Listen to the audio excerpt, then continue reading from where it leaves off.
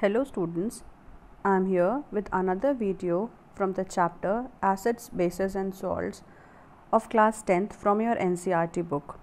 Before starting today's video, I would like to tell you that so far I have discussed about the introduction towards acids, bases and salts, and then I taught you about the acid base indicator, where we have studied about various natural indicators as well as the synthetic indicators.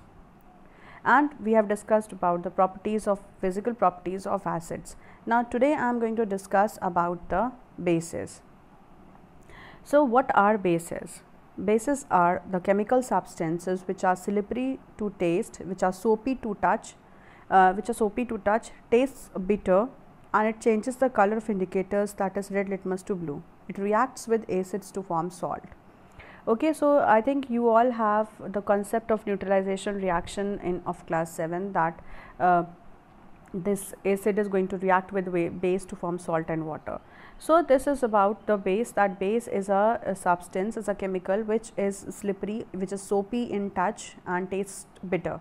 Then it has a higher, it's the pH value which is going to give you the strength of base. Higher the pH means stronger is the base. Value of base starts from 8 to 14. There is a concentration of OH minus ions. Okay, so this ions are going to help you to study in the next topic, that will be how is this strength of the acids and bases being determined, where we are going to determine the strength of base, which is going to be measured in the form of the release of OH minus ions. Now next slide says about the explanation of the bases. What are bases? So solutions of substance like caustic soda, lime and washing soda are bitter in taste. Okay, they are soapy to touch. So please remember the main points of this base. It is bitter in taste, it is soapy to touch, which is slippery in touching. These are called bases. So thus the bases are those chemicals, those substances which have a bitter taste. Okay, and they all change red litmus to blue. So these are some properties of bases, which is going to tell you about the reactions with it. Okay, now next is the bases are the chemical opposite to the acids. Please remember this also, that they are the chemical which are opposite to acids. Now when bases are added to acids, they neutralize or they cancel the effect. So this is why it is going to, because of which we can define this base in the form of base is a chemical which can neutralize an acid. Okay, now all metal oxides and metal hydroxides are bases. Okay, and about this concept, metal oxides and metal hydroxides, we are going to just study in the further slides when we are going to study about the chemical properties of acids and bases. For example, sodium oxide, that is Na2O, is a metal oxide, so it is a base. Fine. Metal oxides and metal hydroxide both are basic in nature. Okay, some more examples of metal oxides and hydroxides are given: ammonium hydroxide, calcium oxide, then calcium carbonate, and metal carbonates and metal hydrogen carbonates are also considered as base because they neutralize acids. Fine. So these are some examples of the metal carbonates which is going to neutralize the acids, that is why they are base. So with this, some of the concept also you have got about base. Now we go on to the next slide, that is water soluble bases. Now whether these bases are soluble in water or not, yes, they are soluble in water. Since their solubility is there with water, so they have another name, they got another name of alkali. So most of the bases which do not soluble in water, but some bases are soluble in water. So these some bases which are soluble in water, they are known as alkalis, or the substance is known as alkaline substance. Those bases which dissolve in water without any chemical reaction have special name, and the name is known as alkalis. Thus a base which is soluble in water is called alkali. Some of the common examples of alkalis are the sodium hydroxide, NaOH, potassium hydroxide, KOH, calcium hydroxide, that is CaOH twice, ammonium hydroxide, that is NH4OH, magnesium hydroxide, MgOH twice, and the soluble bases like alkalis which are most useful than the insoluble bases. Why they are most useful? Because in their aqueous solution they are able to pass electricity, and we could utilize them in several activities. Fine. So we will talk about this in the later class when we are going to study only about the soluble bases. Then we will talk about the bases in this discussion. We actually mean that water soluble bases or alkalis. So these are whether we call it a base or an alkali, it means the same thing. So please remember the word alkali. These are the names given to water soluble bases. Okay, so these are also the special types of base which could be soluble in water, please remember. And in acid it is not such, because all acids are soluble in water. Only this alkalis are having the special characteristic that they are soluble. These are the bases which are soluble in water, but it is not going to change their meaning. It remains same. Now on the basis of their strength, bases are of two types, strong base and the weak base. So what are the strong bases? A base which completely ionizes in water. Ionizes means it is going to lose ions.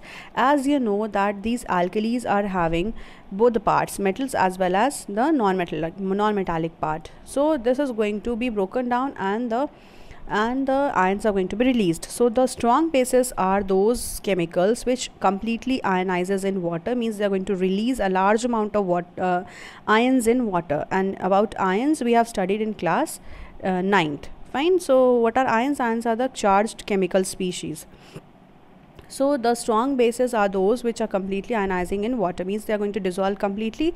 They are going to release large amount of ions. And which type of ions they are going to release? They are going to release OH minus ions or hydroxide ions. So it is called a strong base or a strong alkali because it is releasing ions in water, and water soluble bases are called alkalis. So don't be confused with the word alkali because it is water soluble. That is why that base is known as alkali. Now till the time it is not dissolved in water, it is not going to release the OH minus ions. So this is a special characteristic. I am going to discuss it in the later class. Sodium hydroxide, that is NaOH, and potassium hydroxide, that is KOH, are strong bases or the strong alkalis. This is because they completely ionize. Please remember this word. They completely ionize on dissolving in water and produce large number of hydroxide ions, that is OH minus ions. So what is the meaning of being completely ionized? Completely ionized means it is going to release a large amount of hydroxide ions, that is OH minus ions, and it is only possible when water soluble alkalis are used. Now what are weak bases? So these weak bases are just opposite of the strong bases, which means they are not going to be ionized, or if they ionize, they are not ionized completely. So the definition says a base which is partially ionized in water and thus produce a small number of hydroxide ion. It partially ionizes. And what is the meaning of the word partially? Partially means it is not going to give you the large number of hydroxide ions. Okay, when we dissolve in water, these alkalis are not going to give you the large amount of hydroxide ions. So they are called weak alkalis, or they are called weak bases, or they are called weak alkalis. Both are the same things. Now what is the meaning of weak? I think you all have understood that they are partially ionized. They are not going to be changed into ions form because they are not going to be ionized properly. So the ammonium hydroxide, that is NH4OH, calcium hydroxide, magnesium hydroxide are weak bases, or they are also known as weak alkalis. This is because they ionize only partially on dissolving in water and produce small number of hydroxide ions, that is OH minus ions. Okay, so this was about strong and the weak bases. Now next thing is the properties of acid. So I have given you enough of the concept of acids and bases, where acids are the substances which are having sour in taste, and whereas these bases are those substances which are soapy to touch and they are bitter in taste, and they are going to turn various chemicals. They are going to indicate with the help of different types of indicators. Now we have to study about the properties of acids, means we have to study the chemical properties of acid here in this module.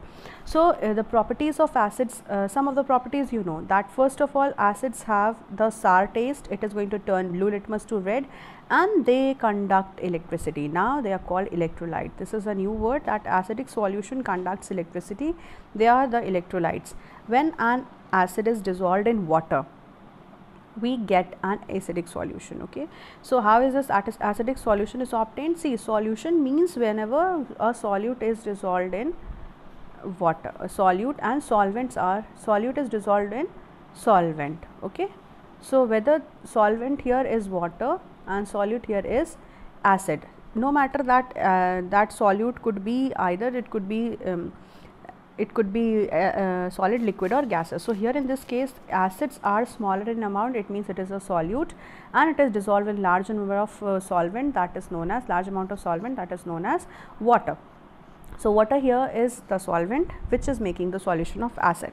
So acidic solution is obtained when we dissolve acid in water. The solution of acids conducts electricity, that is the acidic solution allow the electric current to pass through them. What is the meaning of being conductive? Conducting means it is going to help, it is going to allow the electricity to pass through them.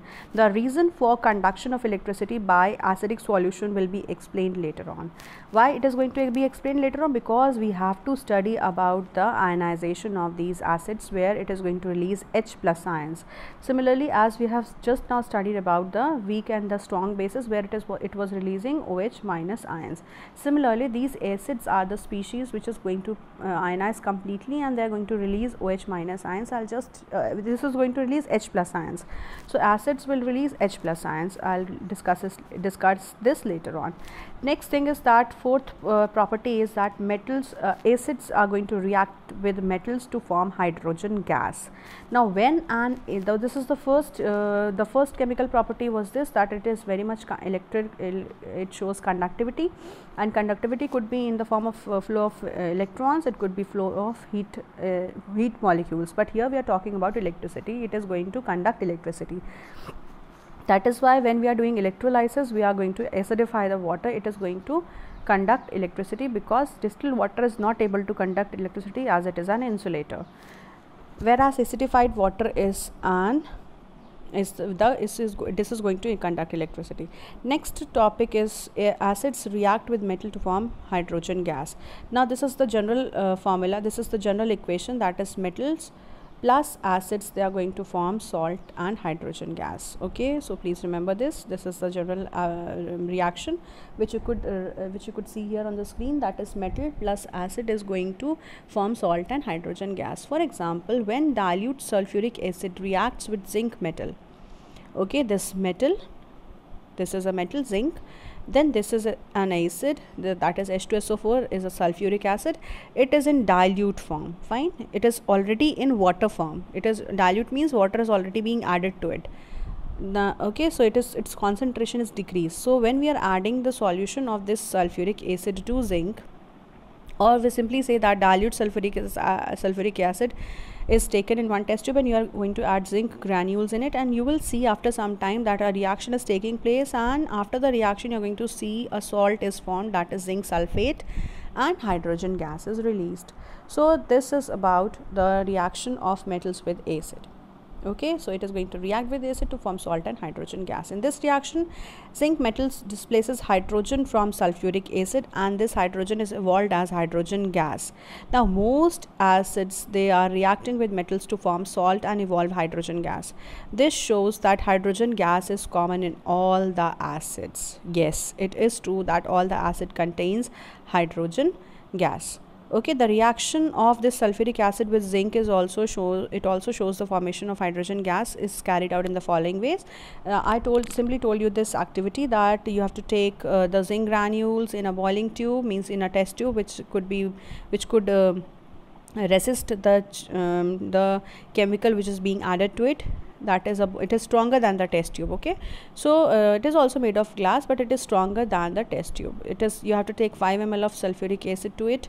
Now you will observe, you will put some zinc granules, you already have taken zinc granules, add sulfuric acid to it, then you will observe the changes, you will see the gas bubbles are coming out. These gas bubbles are of the hydrogen, this is of hydrogen gas. Now what you're going to do is, you're going to just collect this gas, and you will see if this gas is taken in the soap solution, these bubbles are going to be formed. Okay, if you're taking out this gas directly, it will also work, but here the experiment will become easier if you are releasing this hydrogen gas in soap solution. So this soap solution is going to form bubbles, as you could see when you are washing your clothes, you are making the bubbles of that soap. solution. So similarly, in this also, the hydrogen gas, when it is released up, it is going to move upwards, and as soon as it is moving upwards, it is going to take up the soap in the form of bubbles. And if you are bringing a burning matchstick or a burning candle near to this soap bubble which has hydrogen gas trapped in it, it is going to give you a pop sound. Okay, it is going to give you a special type of sound, like popping up of popcorns. The same sound will come out. That is why it is called pop sound. So as soon as you are bringing the burning splinter or burning matchstick near to this gas, this gas is going to give you pop sound. And as soon as it is going to give you the pop sound, it is the hydrogen gas. So this is the test for hydrogen gas. This is known as pop sound test. So this pop sound test is only exclusively used for hydrogen gas only. So please remember this. So if you are going to test hydrogen, you are going to bring burning matchstick near to that gas which is evolving from the test tube. Then it is going to give you the pop sound, and it means it is hydrogen. It is definite. It is going to tell you strongly that it is hydrogen gas. Please remember, please note that dilute hydrochloric acid react with metal and metal chlorides and hydrogen gas. For example, dilute hydrochloric acid reacts with zinc to form zinc chloride and hydrogen gas. Okay, so it is going to form HCl. Hydrochloric acid can also be used instead of using this H2SO4. We could use the HCl instead. So it is going to produce chloride. So zinc chloride means zinc chloride will be the salt, and it is going to release hydrogen gas. Okay, so same test could be performed while using the metal chlorides reaction. The next is the property that acids are going to react with metal carbonates. Okay, they are going to react with metal carbonates to form carbon dioxide gas. So acids reacts with metal carbonates, that is, and metal hydrogen carbonates to form carbon dioxide gas. Now this is the general reaction which is being shown here on the screen, where an acid is going to react with metal carbonates or hydrogen carbonates, then salt and carbon dioxide gas is formed. See, with the metal carbonate and acid, it is going to form salt and carbon dioxide gas and water. Simply, this is again a type of neutralization reaction where you could see a carbonate, basic solution is added with the acid, which is going to form salt and water with the release of carbon dioxide gas. Here metal hydrogen carbonate also will show you the similar reaction with acids, that is, it is going to form salt and carbon dioxide and water. For example, when hydrochloric acid reacts with sodium carbonate, then sodium chloride, okay, this is salt, carbon dioxide and water is formed. So this is the formula for sodium carbonate, that is Na2CO3, which is going to form which is going to react with hydrochloric acid, and it is going to form sodium chloride. This is a salt. Plus a gas will be released, that is carbon dioxide, and a water molecule will be released. So the carbon dioxide which is evolved is going to will be seen in the form of brisk effervescence. Now what is this brisk effervescence?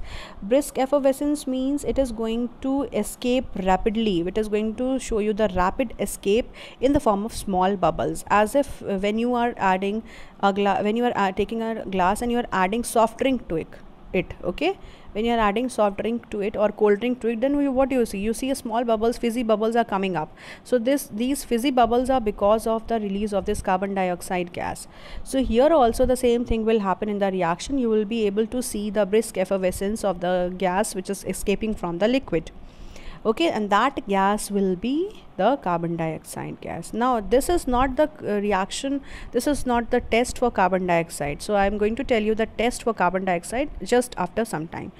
Now the second thing is that when dilute hydrochloric acid is reacting with sodium hydrogen carbonate, then sodium chloride is also formed. So we have seen the reaction with metal carbonate, that is, metal carbonate was there and acid was added to it. It is going to form salt and carbon dioxide gas will be released. Okay, so here this reaction was with metal carbonate. Now the reaction is with metal hydrogen carbonate. Okay, metal hydrogen carbonate, in which we are taking sodium hydrogen carbonate, we are adding to hydrochloric acid, that is HCl. We are going to it is going to form sodium chloride plus carbon dioxide plus water will be released. Okay, so this is about the sodium hydrogen carbonate and the hydrochloric acid reaction.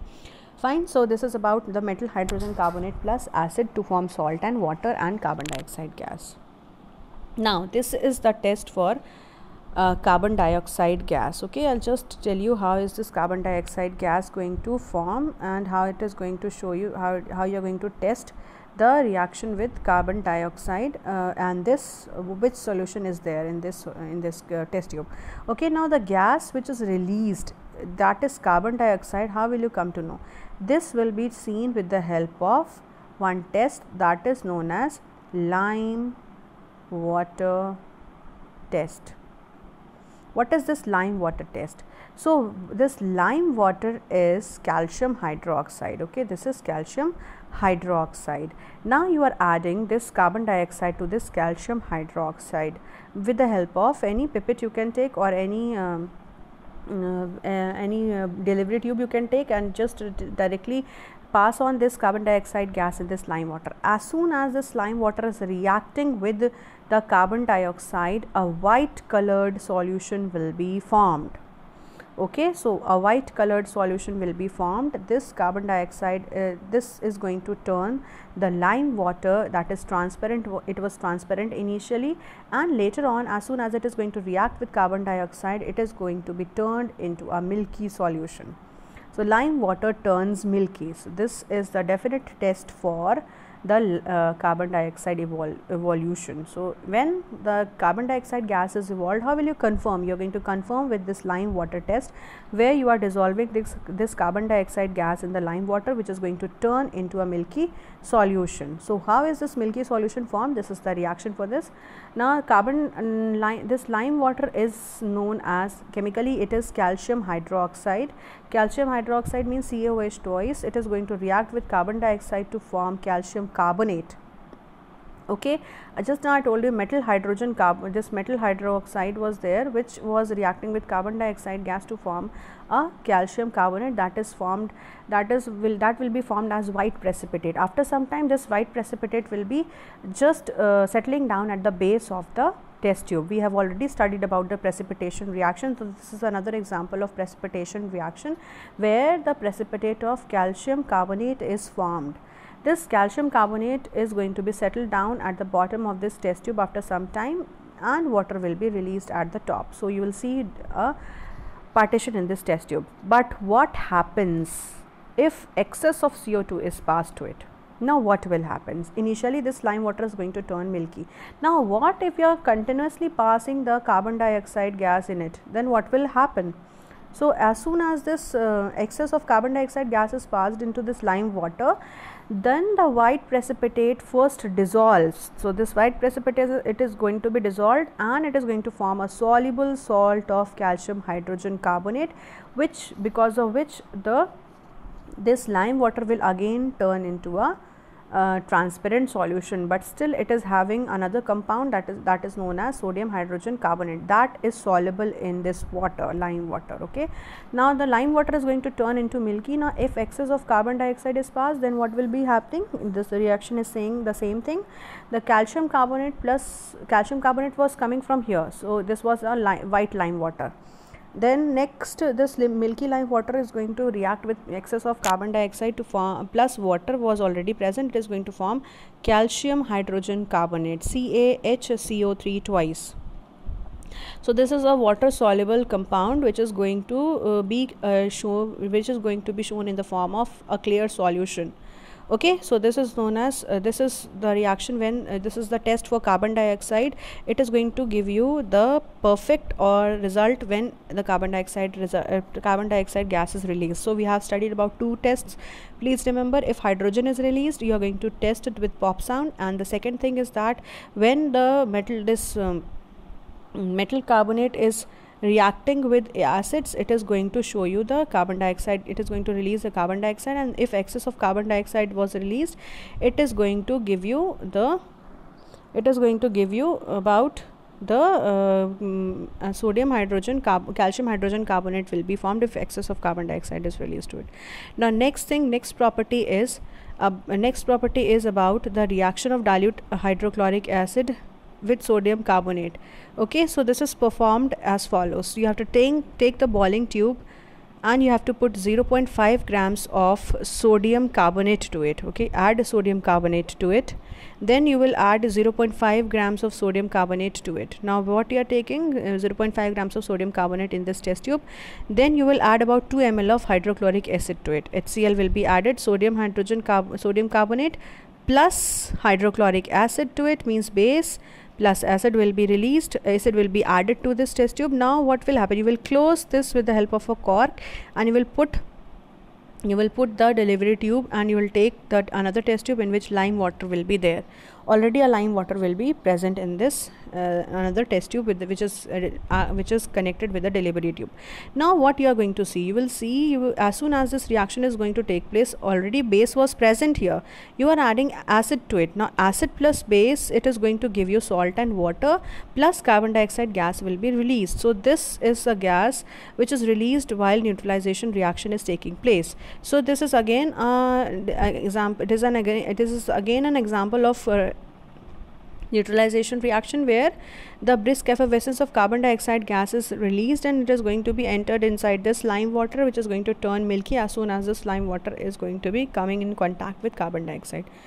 So we can repeat this experiment using sodium hydrogen carbonate in place of sodium carbonate. Again we will see the carbon dioxide is going to turn lime water milky. On passing excess of carbon dioxide, lime water will become clear.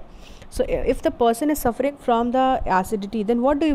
We are going to suggest to take the baking soda solution as a remedy. Okay, so it is going to neutralize the acidity of the stomach. I just now told you that it is an example of neutralization reaction which is used in our daily life. Okay, so we drink the solution of milk of magnesia, or we are going to drink the solution of sodium baking soda to it, baking soda for the acid, for release of acidity. So this is for removing the acidity. So this is about the daily use of this neutralization reaction. Okay, so next topic is the property of acid with bases or alkalis to form salt and water. Okay, so this is the exclusive example of neutralization reaction where the acid is reacting with base to form salt and water. Okay, I think there is now no need to explain this much, so I simply tell you about the reaction of acids and bases to form salt and water is called neutralization reaction, where you will take one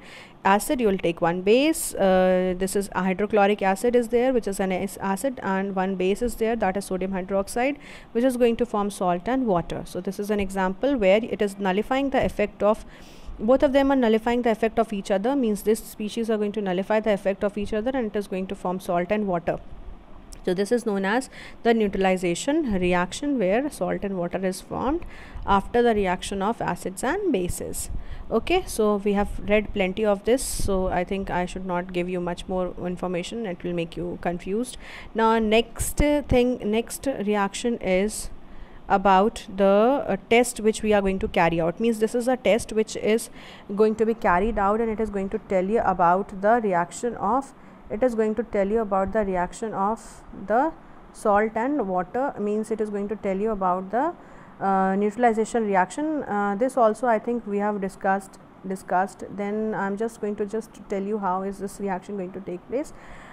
Fine, so in this reaction what you have to do, you have to take one test tube, you have to add acid to it, or take some base to it. First of all, you will not add acid, you will take base and you add some acid to it, and to base you add some water first. You make aqueous solution, means alkaline solution you have to take. You add some indicator to it, so that it is going to tell you that it is a base, means you are adding the phenolphthalein indicator, it will turn pink. Now in this pink solution you will add the dilute acid, okay. Now what you are going to do, you will add dropwise the sodium hydroxide solution with the help of dropper. Now after adding the volume of water, after adding the volume of hydrochloric acid, we are going to find that pink color of this test tube is going to fade away. As soon as it just fades, it becomes colorless. So a very small amount of dropwise you are going to add this base to this alkaline acid to this alkaline salt solution, alkaline solution, Now next stage will be sodium hydroxide base is going to be taken in the test tube and completely neutralized by adding hydrochloric acid to it by dropper. Now the color of phenolphthalein indicator changes from pink to colorless. Okay, now more and more sodium hydroxide is left unreacted in the test tube, you will see that the solution becomes neutral.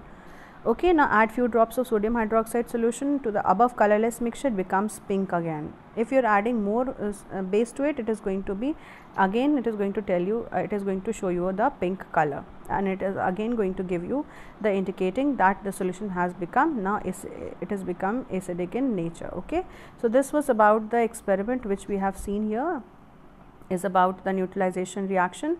Okay, so this is very easy and you could easily write down and explain about this. It is given in your NCERT book also, you can have the reading from there. I think if it is not very visible, if it is not clearly visible to you all, you can read it from your NCERT book. It's very easy that you have to take the basic solution first, add some acid to it, and you have to keep on adding the solution till the phenolphthalein color is just fading away. Okay, so next reaction is about the reaction of metal oxides with salt. Reaction of metal oxides with salt to form reaction of acids with metal oxide to form salt and water. Now when metal oxide is reacting with acid, it is going to form salt and water. All the reactions are somehow they are similar to each other, but we have to study about various compounds which is reacting with acid, and it is going to form what type of chemicals after the reaction, what type of products will be obtained after the chemical reaction. So after the chemical reaction of this metal oxide and acid, the salt and water will be formed. So the reaction goes like this. You are taking copper 2 oxide, that is CuO, which is black in color. It is going to react with hydrochloric acid, which is aqueous in solution, means dilute hydrochloric acid you are going to take, and you are going to see that a new substance is formed, that is a salt, means it is copper chloride will be formed, CuCl2, which is blue green in color, and it is going to give you water as a product. Now how are you going to follow this reaction, how are you going to perform this reaction? It is given here in this activity.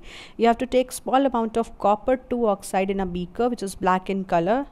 Then you will add dilute hydrochloric acid to it slowly by stirring it with glass rod. As soon as you are adding copper 2 oxide to it, it is going to dissolve the dilute hydrochloric acid to form blue green colored solution. This blue green colored solution is going to be due to the formation of copper 2 chloride salt. Okay, and then water will be released in the test tube. This reaction with acids and metal oxide to form salt and water is very much similar to the neutralization reaction between acid and bases to form salt and water.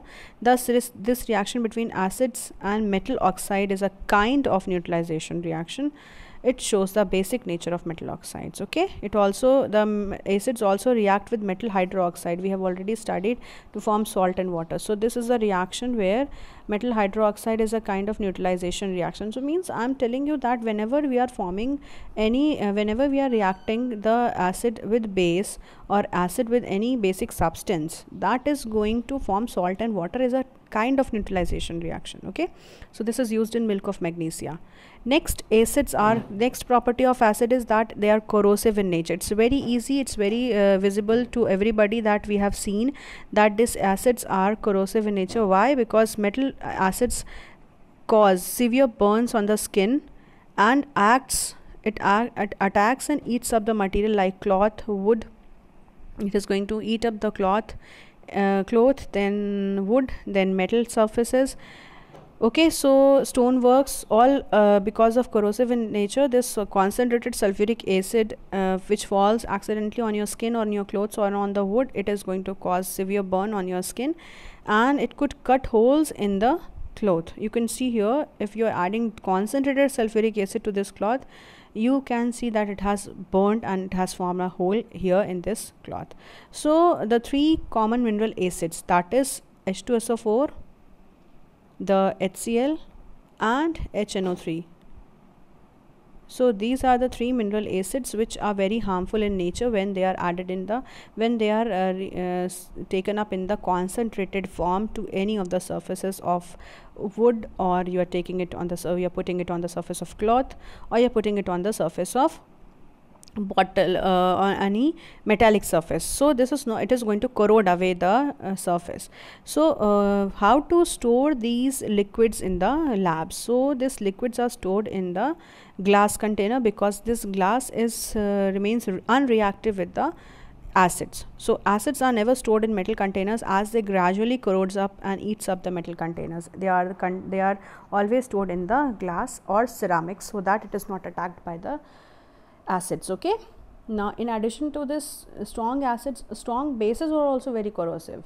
Means sodium hydroxide is also very corrosive in nature, as it is going to destroy your hands, it is going to destroy your skin. So this was all about the chemical properties of acids we have discussed just now. Now the next thing what we have to discuss is that what do all acids have common in? So here we are going to discuss about this concentration of H plus ions. All acids contain hydrogen. This we have seen that in each and every acid, whether it is hydrochloric acid or sulfuric acid or nitric acid, it has hydrogen in it. It is carbonic acid, it has hydrogen in it. Now this hydrogen present in the acid is such that when acid is dissolved in water, it separates out to form a H. It is going to form the H plus ions. They are the positive forms of hydrogen ions. So when an acid substance is dissolved in water, it is going to be separated. This hydrogen ions are going to be separated in the form of aqueous ions. For example, HCl, which is here, is having it is an acid which is going to, when it is going to be dissolved in water, means you are taking dilute hydrochloric acid, it is going to release this hydrogen ions separately and chloride ions separately. So this is going to be separated out. Now the presence of H plus ions or in the aqueous form is going to which is made on the behalf of acids. Okay, so this acid is going to release only the H plus ions. Okay, so these H plus ions are these are very reactive. Okay, when they are in the form of ionic form, this hydrogen gas is very much reactive, this hydrogen ion is very much reactive, so it is not going to exist in the form of H plus ions in the solution. They themselves attach quickly with another molecule of oxygen to form, this is going to react with the water molecule and it is going to form H3O plus ions. Okay, so this H3O plus ions means it is another name of the H plus ions, which is which is hydronium ions. Okay, so this H3O plus ions is also formed because of the presence of this H plus ions, which is highly reactive. It is going to react with the water molecule to form hydronium ion. So hydrogen ions must always be written as either H plus ions or hydronium ions as H3O plus ions. Okay, these are the two different things. This H plus ions is showing you the reactive state of hydrogen ions, whereas this hydronium ion is a little bit stable form. Okay, so in the aqueous solution, this H plus ions is gradually converted into hydronium ions. So please note that H plus and H3 ions are just the same, because H aqueous and H plus ions plus water is going to be present in the aqueous solution, which is going to help, which is always released from the acids. Okay, so please remember that all acids have what it has common, it has hydrogen in common. That hydrogen is going to release in the form of hydronium ions, and they are going to release in the form of hydrogen ions, which will remain in the form of hydronium ions. Means what is common here? Hydrogen is common and it is going to release H plus ions. So this H plus ions are common in acids. So remember this, H plus ions are always released from acids. Now the common thing in acids is that it is going to produce this H plus ion. So please remember this line, that all what is common in this acid, the common thing in the acid is that it is going to release H plus ions when dissolving in water. This acidic behavior is due to the presence of hydrogen ions in it. In the presence of hydrogen ion only, the acid gives solution its unique properties. Otherwise acid would have not given such unique properties, that is, it is reacting with metal, it is reacting with metal hydrogen carbonate, it is reacting with metal sulfate. So this is not very common thing. This has made common because it has a property, it has a potential to release H plus ions. Now this hydrochloric acid will release H plus and chloride ions. Okay, sulfuric acid, that is H2SO4, is going to show the acidic behavior because it ionizes in the aqueous solution to form H plus and OH, this SO4 2 minus ions. Okay, so please remember that it is not necessary the negative ions which are released here is sometimes it is based upon the compound which is present in the acids. So HCl is going to release hydrogen plus chlorine ions, then the sulfuric acid is going to release H plus and sulfate ions, okay, and then HNO3 is going to release H plus and NO3 minus ions. Acetic acid is going to ionize in the form of CH3 COO minus. This is acetate ions and H plus ions, okay. So this is all about the acidic behavior, why it is the acidic behavior of the solution of acid. It's because they are releasing H plus ions, they are ionizing in the form of positive and the negative ions. So just now I taught you about ionization of the acids in the form of H plus and the minus ions, okay. Next thing is that this compound such as alcohol, yes, here the solution of alcohol such as and the sugar solution, glucose solution and alcohol, these also contains acid, but they are not going to be showing the acidic character. Acidic character is only shown by the acids, they are not shown by these such kinds of compound, because when they are added in the solution, when they are added in the water, they are not going to produce the H plus ions when they are dissolving in water. So they are neutral solutions. So these alcohols and glucose, okay, all these alcohols and glucose are the neutral solutions, okay, they are not going to give H plus ions, fine.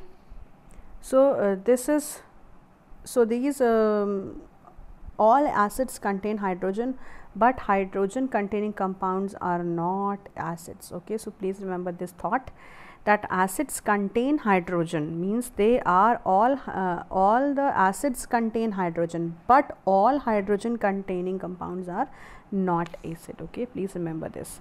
Next, to show that all compounds containing hydrogen are not acidic, okay. So we simply take the so we'll see this experiment. It's very easy. You will add one, you will take one this electrolysis setup, where you are going to put this electrolyte here in the form of dilute sulfuric acid or hydrochloric acid here, and in one you are going to take glucose solution or alcoholic solution. We cannot take alcohol because it is inflammatory, it is very much it is going to be inflamed, so inflammable substance, so we are avoiding it. We are going to take this glucose solution, fine. So here is that when we are reacting, when we are adding this hydrochloric acid to it, and we will be joining this with a battery and a bulb, the bulb will glow.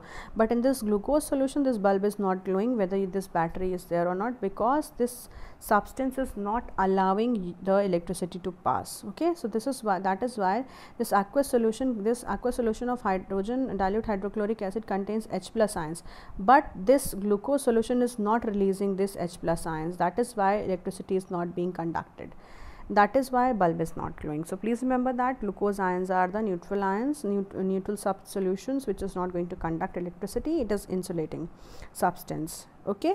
So here we have seen that only the acidic characteristic is shown by the substance which is going to release the H plus ion, and this H plus ions, if ionization is taking place completely, it is going to conduct electricity, otherwise it is not going to conduct the electricity.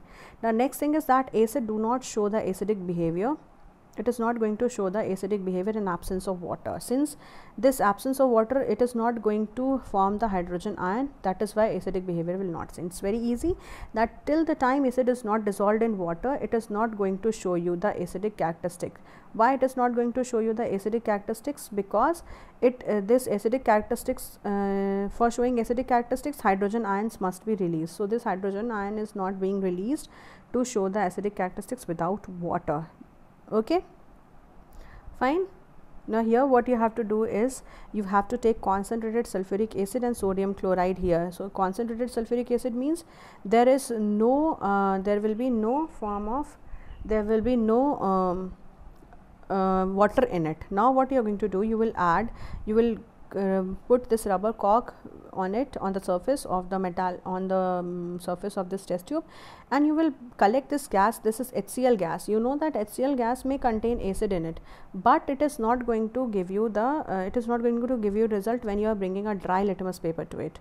So no color change will be seen. As soon as this blue litmus paper is moist with water, with distilled water, it is going to be moistened with water.